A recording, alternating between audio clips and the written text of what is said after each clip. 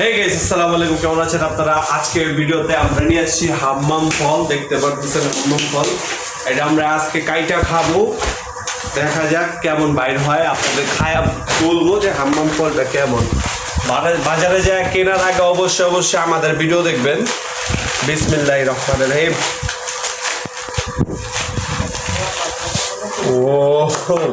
ওরে এটা বুঝলাম না, এটা কি গাইস? হাম্মাম ফলটা খাইতে কি মন, এখন আমরা আপনাদের জানাবো নিজে খায়া।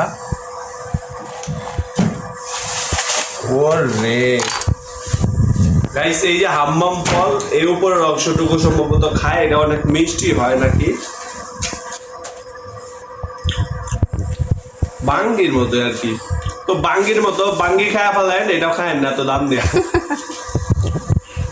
লস হয়ে গেছে, এত দাম দেখি না।